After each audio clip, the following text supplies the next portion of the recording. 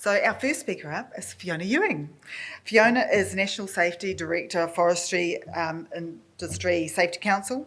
The council was formed in July 2015 and as a result of the industry initiating independent forestry safety review, became operational in October 2015.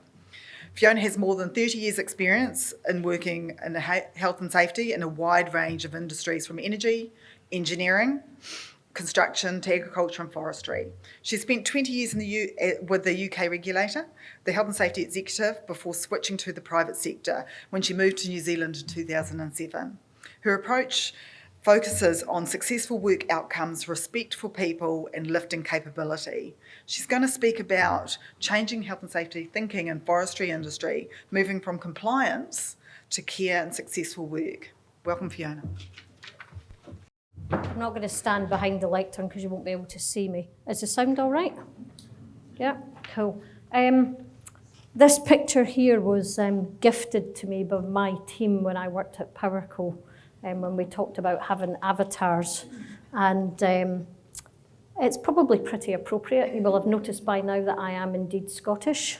I'm not wearing a kilt today, but I do have some weapons placed around me.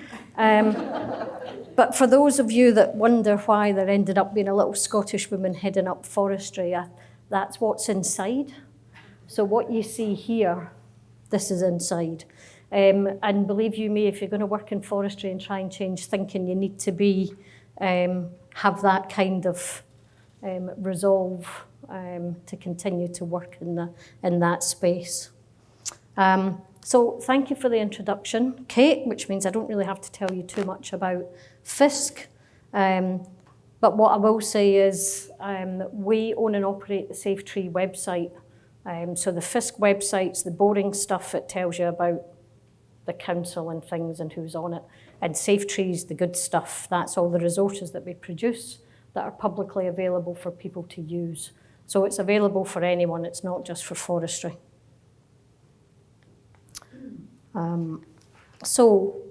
Strategy on a page, as Kate mentioned, the things that I focus on are successful work. So language is really important, and when we speak to people about health and safety, they've got really preconceived ideas about what that is. So changing the language to think about successful work and what makes a good day at work.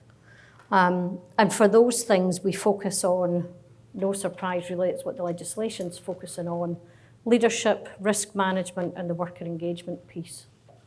And then the other work that we do is around lifting capability, so that's both with individuals and companies, and obviously performance as well, so we need to know how we're doing, whether we're actually making a difference. So this is a dashboard that we produce on a quarterly basis. Again, it sits on the SafeTree website. Let's see if I can make this work. Does it have a pointer on it? Oh, it does. There we go. So you will see we're not doing too great on the fatality front still. Part of that is because, correct me if I've got this wrong, Al, but the fatalities that happen on the road that are related to work are now being attributed to sectors. So unfortunately, we had multiple fatality from a road traffic accident in a forest road last year, where 4 guys lost their lives. One guy survived. He survived because one of the first responders was so good at his job, and that was actually a truck driver. So emergency response is really important. So unfortunately, we've still got to make improvements in that respect. But you'll see from our, what we call more than a week off work, that's trending down, and against other sectors, again, we're seeing a difference in that. So we're making a difference in that respect. Unfortunately, in forestry, the margins of error are tiny because we deal with such big plant and such big product. So our approach. So for me, health and safety isn't something that sits alone in a separate bucket. It needs to be integrated into how we do our work. And if we plan our work well and we give people the resources that they need, they're going to have a good day and we're going to have good health and safety outcomes. So that's the fundamental ethos of the thinking that we're trying to change. Because what we see is a real compliance focus. So every time there's an incident, let's put another procedure in, let's put more paperwork in. And it doesn't help the situation. So this is another way of how we work and how we sort of target our audiences. So along here, this is practices. So this is the stuff that you do. And this is mindset. So this is how you think about it. So up here, these are the people that get it and do it. And we call those the committed and the engaged. So they're the ones that really understand that successful work comes about and gives you, through giving people the right tools, and it gives you your good health and safety outcomes. Down here, where people don't get it but they do it, they're in the compliance space. And the problem with that is, generally they're only doing it because someone else is either forcing them to do it or watching them all the time. So when that pressure comes off, they go back into this space. The ones that don't get it and they don't do it. I've called them non-compliant. You could call them criminals if you're keeping up with the C type thing, but basically they're the ones that aren't looking at the legislation at all and definitely don't care about their people. Up here we've got the get it, but they don't do it. I call those people unsupported. So they're the ones that understand that they should be focusing on their people, but either they're in an environment that doesn't allow them to do it, so they're working for their own people, or they just don't have the resources. So the way we work is, for those committed and engaged people, we showcase them.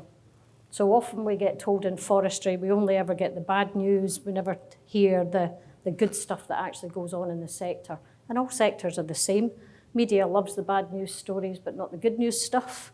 So we showcase those. So on the website, you'll see we call them industry stories.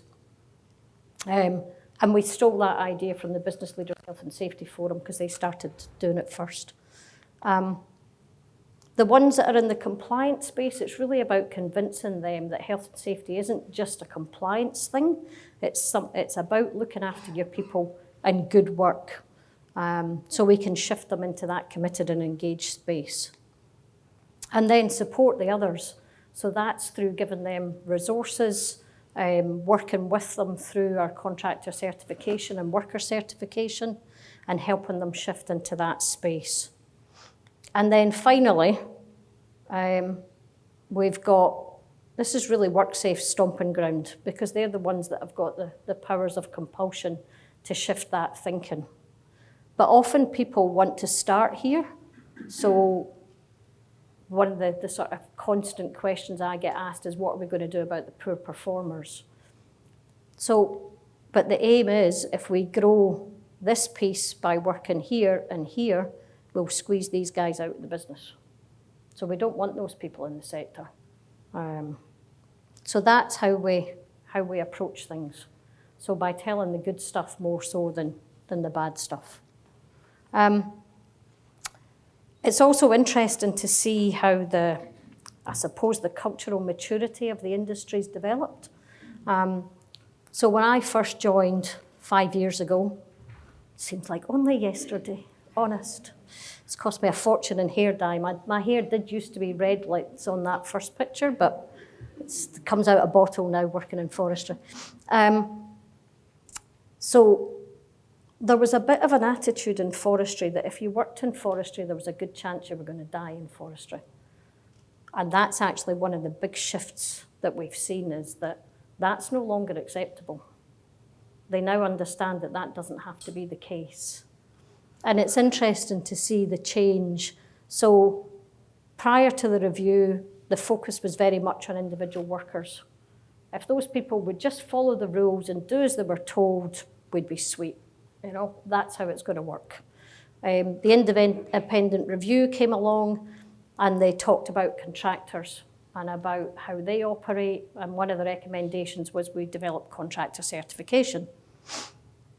But in actual fact, you really have to look at all of these parties. And that's, when we're talking about the new legislation and PCBUs and overlapping duties, it's actually about all of these people taking responsibility for what they actually contribute to successful work.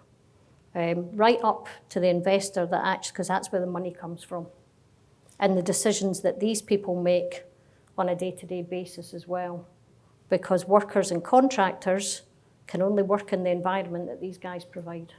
And sorry, I keep saying guys, but forestry's predominantly male. So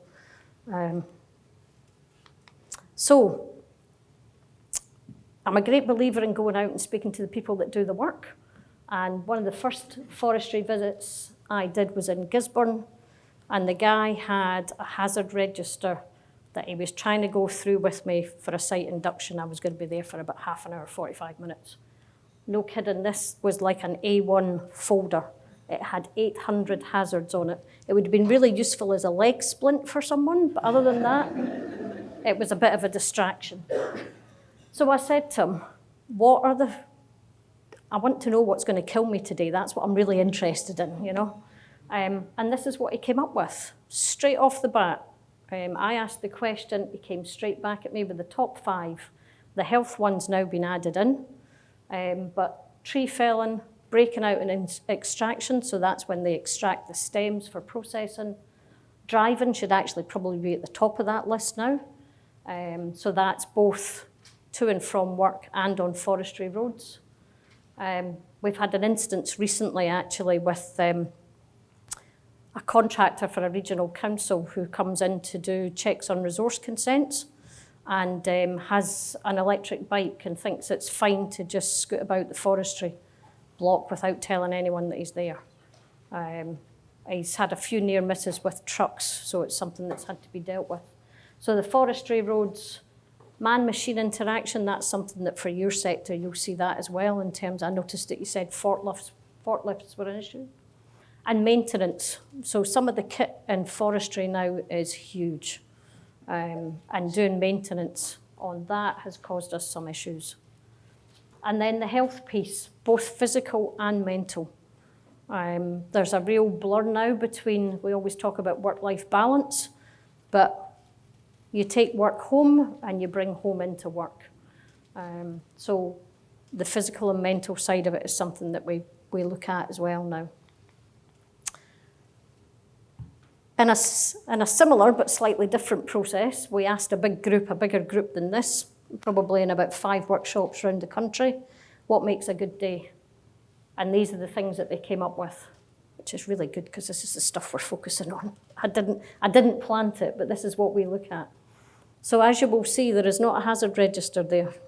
There is not paperwork, there is not compliance. What they want is they want good leadership, they want to understand what the aim is for the day, they want good communication, and that's not just within the crew, but it's across the supply chain. They want people working with them that have got a good attitude and a good culture, and people that have got the skills that they need. And also that they turn up on a day-to-day basis fit to work. Both physically and also that this is engaged. So they've got the right mindset and their heads in the game for the day. So what are we actually doing? So I briefly mentioned contractor certification and worker certification. Forestry's not really seen as a professional sector, and it was one of the things that we really wanted to resolve for the people that worked in forestry. So if you see a manual tree faller doing his job or a breaker out doing their job, what they do is incredibly skilled. But if you speak to them, they will say, I'm just a bushman. I hate that word, juster, because it just minimises what comes after it. They are skilled people, and this is what we want to do, is recognise them as professionals. So we've gone through they go through a certification process, and what it does is it verifies ongoing competency. So we were seeing people that had their training, but had done their level 4 years ago and hadn't had the opportunity to have ongoing development. So this is what this is about, and it's keeping people at the top of their game. Contractor certification, we base this on the Safe Plus model. So again, we look at leadership, risk management, worker engagement, and a focus on critical risks. So the things that kill you, the stuff that was on the previous slide, that's what we look at. Our auditors do not go out and count sticky plasters in first aid kits. They look at the big stuff. And then the other piece that kind of ties these together is the leadership training that we've been doing, which we call it leadership training, but in actual fact, a lot of it is based on communication skills. We do a 2-day course for, we call them frontline leaders or foremen, and there's a 1-day team up option. And that was developed because the foreman that had been on the course when we did the pilot said this would be fantastic if we could do it with our crews. So 2-day course for the foreman and a 1-day for the crew. MPI are actually really interested in this training, and we're currently working on a bid to be able to use it across the whole sector. So looking at wider primary industries. We're also focusing on health. Anecdotally, we know that some of our fatalities have been health-related, either because some of our tree fallers, their heads haven't been in the game. We've found out afterwards they've had issues at home or financial issues. I've heard anecdotally about one that was actually pre-diabetic. So if you're pre-diabetic and you've got problems with your motor skills and your cognitive skills, you really should not be doing a high-risk task like tree felling. So health for us is a big one. We've teamed up with Dr. Tom. I don't know if some of you will recognise him. And we've now got the Kind app available for forestry. And we've supported that with tailgate cards and various comms and education as well. But the good thing about Dr. Tom is he helps people with health literacy. So he talks in plain English. And that's another thing that we kind of focus on is no health and safety geek speak, but plain English. And then the other piece that we've got, this is a bit of innovation, excuse me. So we teamed up with WorkSafe and also First Union, and we did a co-design project where we're looking at regional health and safety champions. We've called them Toroafe, which means together we create change. And we've got 2 guys. You won't be surprised to know that they're guys. One based in Tairafiti and one based out of Taupo. And they both come from the industry. They both actually have their own mental health and well-being stories. And their focus is around worker engagement. But the way that they do it is by speaking to people largely about well-being. They were really, really clear when they came on board. We gave them the opportunity when they first arrived to actually have some additional input into the job description. So we had an idea what they wanted to do, but part of, this was about worker engagement. We weren't just going to give them, say, this is how you do it. We wanted to bring them on board. And what they said was, we do not want to use the words health and safety. They wanted to look at it as a care for people and a well-being approach. And that's how they continue to work. So they go and see crews, they go and see forest owner managers, they'll attend health and safety meetings, but they're out there almost as an independent third party for people to speak to.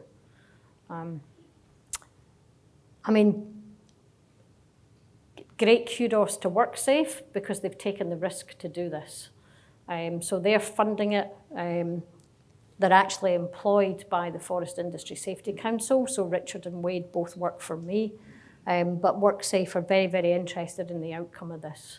And the initial evaluation has been really positive.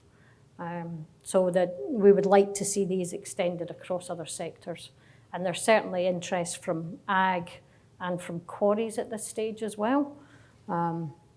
So it's been a really good process to be involved in. Just to remind you that there's lots of people involved in this, and looking, I think the next slide's actually more about forest owner managers. So the other things that our people have issues with and why work isn't successful for them are the decisions that are made before they get to site. This is the same in the construction sector when designers and architects do things and then someone on site's actually got to deliver it. So decisions about where the trees are planted, that makes a big impact 25, 30 years down the line when someone comes to harvest it. Commercial terms are an issue. Planning and coordination, harvesting methods. So some forest managers will dictate certain ways to harvest and not actually speak to the contractor about what their expertise is. And often that's because of cost. So an operation that should be cable harvesting is ground-based. And that means basically instead of using cables to extract the stems, you've got big machines working on slopes. And I found out a couple of weeks ago that the biggest insurance claim that forestry's got just now is machine rollovers. So that's something that we're going to look at. Infrastructure, so that's things like forestry roads and the space that the guys have actually got to work in. We call them skid sites, but it's the space where they set up, where they bring the stems to and they actually process things, and then they've got to store the wood before it comes to the port. And ultimately, economics. Forestry is a commodity. It's a commodity market that we work in, hugely impacted by the Chinese market. So before COVID came to New Zealand and we had lockdown, forestry was virtually stopped because of the Chinese market. So these are all the sort of environment that we work in. And the things that those parts of the supply chain can speak to each other about and do things about are, these things, the planning and coordination, agreeing the harvesting methods. To a certain extent, some of this in terms of the contracts that are set up, certainly have decisions about this and infrastructure. The sort of global economics is obviously something that we can't look at unless someone here knows how to solve that, but it's certainly beyond the remit of our organisation. So what are we working on? As well as the things that I've talked about, key things are the supply chain and those duties, and having forest owner managers look in the mirror and understand that they can't just manage the risks by managing their contractors. They have to understand the risks that they introduce and set those contractors up to be successful. We're looking at safety and design, and part of that's around infrastructure, but also plant as well. A charter, we've got a forestry charter, but it's a bit dib. We believe in health and safety, so that needs updated. And machines on slopes. So, as I said, it's becoming the highest issue in terms of insurance claims, not in terms of personal injury, because otherwise WorkSafe would know about them, but there's not personal injury involved. So ACC and WorkSafe, we won't find out from them that way, so that's why we're speaking to the insurance companies. And economics, as I said before, not that we can solve it, but to understand it a bit better and the impact that it has on the way that we operate in forestry. Just a reminder again of all the PCBUs. And then recently we also asked people about what we want to see in forestry. I did mean to change this slide because girls is up there quite predominantly. And so I have to kind of explain that. And that was around the promotion of forestry as a role that women can work in. Some of our best machine operators and loader drivers are women. So there is definitely a place for guys and girls, both in forestry. But these are the sorts of things that they want to see to be promoted in a positive way, to celebrate the good stuff, to be seen much more at a professional light. And then the other thing that there is relationships. So working on the basis of relationships and build those up through the supply chain, because that's what makes a difference. So just some questions for you guys. You can ask me questions as well, but make it a good day. So think about, what do you do now on a daily basis? What else can you do, and what you're going to change? So thank you very much for listening. I'm happy to take questions. What have we learned since Pike River? Do you mean what have we learned or what have we implemented? Can I go back in these? This piece is probably, when you look at investors, I would say that's probably the piece that we haven't really learnt from Pike River. We've also, when you look at the money that was put into the mine, I don't know if you've read Rebecca McPhee's book, but if you haven't, I would thoroughly recommend it. There's certainly, when you read that, it's like, why were they even investing in that type of mine, the decisions that were made around the mining equipment that was bought, the mining methods, and that's all done by the investor and the board. As one of the other things that still concerns me is, and we see it in forestry, I don't know about your sector, but it's people understanding risk and how to manage risks. So at Pike River, what we saw was the people that were working down the mine did not understand the issues with methane. That's certainly the issue that came out in that book. And that's something that we still see in the forestry sector as well. We still see people gathering lists of hazards and not really thinking about the risks that they're being exposed to, and also what are the controls that need to be put in place, and what do you do if those controls aren't there on that day? Because in forestry, we rely a lot on admin controls rather than engineering controls. So if that control's not there, what do you do? No, it's work related, so it'll be on public roads as well, yeah.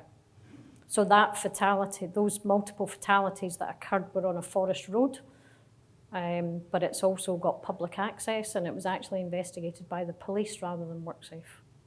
So I think it's just a broader conversation about understanding harm as a whole. So it'll be between WorkSafe and Ministry of Transport and the like. So the big forests, the corporate forests, have fatalities as well. So part of that slide that I showed in terms of those don't get it, don't do it. People say we need to focus on that part of the sector because they're the ones that give us all the problems. But in actual fact, we get fatalities in corporate forests too. We work with them, but the remit of FISC is actually within the forest gate. Yeah, So that's our main focus. So it's kind of letting duty be they sort of Yep, onto your side. definitely, yeah. And it's really important. It's one of the areas of tension with crews. And it's really interesting because if you see a good crew, they understand that if the truck drivers don't come and take the wood away, they don't get paid, because that's when you get paid. The others just see them as an inconvenience and you get a lot of tension. But yeah, we work quite closely with the Road Transport Safety Council. So it depends what you mean by working at height, whether it's just on big plant. I don't know who asked the question, but on big plant, they're doing similar things to what you'll see on construction kit now, in terms of anchor points and machinery guarding and the like.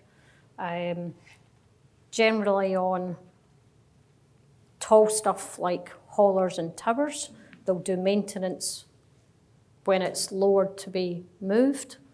And there's been some engineering controls actually looking at where you put maintenance points. So things like if you've got to access hoses or nozzles or something, can we relocate them to a place that's not at height?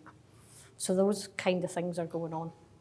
I know you're filming this, but in Scotland we talk about JFDI, so just effing do it.